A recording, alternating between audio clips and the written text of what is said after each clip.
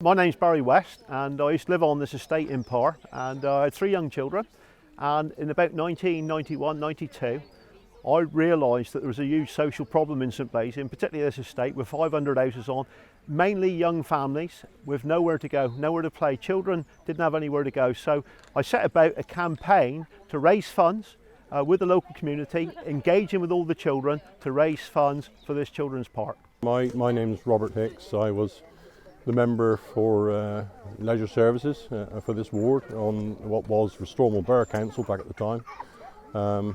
Barry West did most of the work, but I was the councillor that managed to put it through Restormel Council. So how did you hear about this being closed down? It was on social media. A lady called Pauline Giles, local councillor, raised it on social media. I saw it and immediately people were contacting me because they knew my past and my involvement and asked, would I be interested in helping? And I came right out to support the local people and most of all the children of this community. So you're no longer a member of this community, but you feel passionate enough about it to come back? Well, absolutely. I mean, when this children's park was opened in about 1994, the idea was not just for that generation, but it's for future generations, not just for children, but for families and for disabled people as well. It was easy access for the people of this community. Yes, I feel really strongly about it.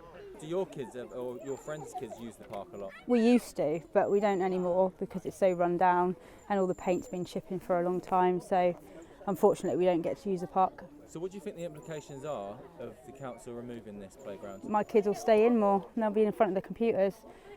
We've got the other park at the top there, but all the older children are up there. Foul language, there's bottles everywhere, it's not looked after either. This park is so close to my house, we can just whip down after school.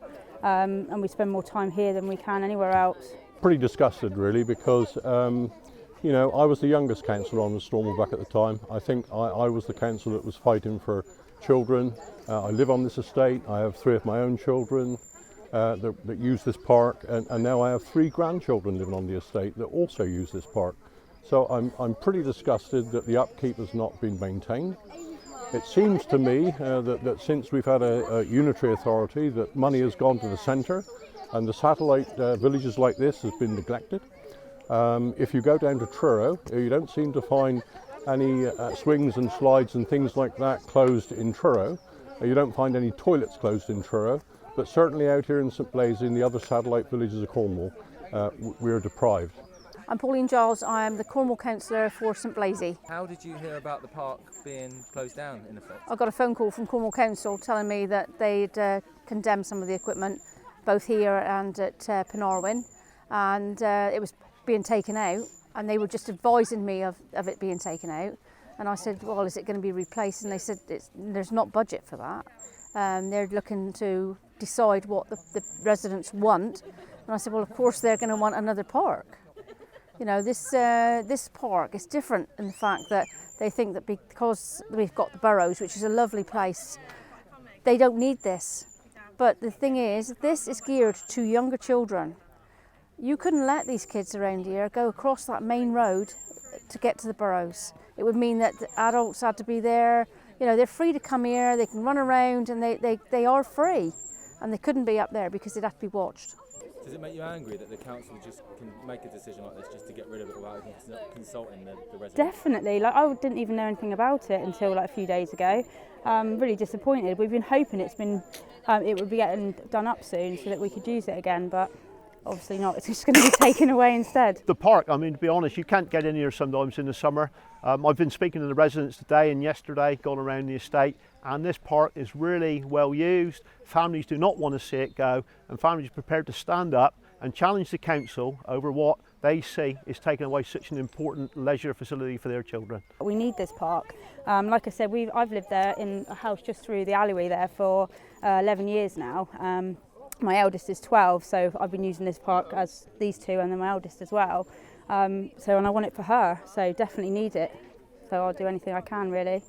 Well, I think the very sad thing is when we built this park, we had a commitment off the council that if we raise money, that we would get match funding off different parties. We got the funding, and what they said that they would do, they would carry on with the maintenance of this. And it seems, you know, when I speak to people, there's been no ongoing maintenance. They've not budgeted for the future. This is built 25 years ago. It isn't going to last together, but least of all, if you don't maintain the structure, it isn't going to last. So partly the decline of this area is because of the council's failure, in my opinion, to maintain it adequately.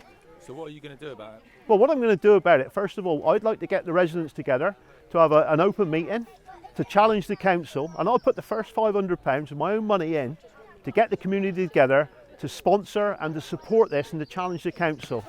So what are you going to do to try and turn this around, to try and get the council to act on this? Well, I'm a little bit old in the tooth now, but I rely on people like Barry. Certainly I'll support him, and I will match his donation of £500 with £500 also. I feel that strongly about this.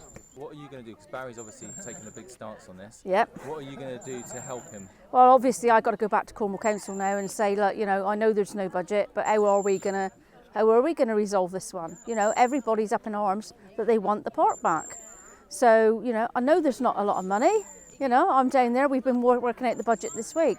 But things like this are really important. We're saying that there's an increase in obesity, and that children should be out in the fresh air. They should be away from the screens, and yet we're going to take the very things out that are giving them the opportunity to do the opposite to what they're saying.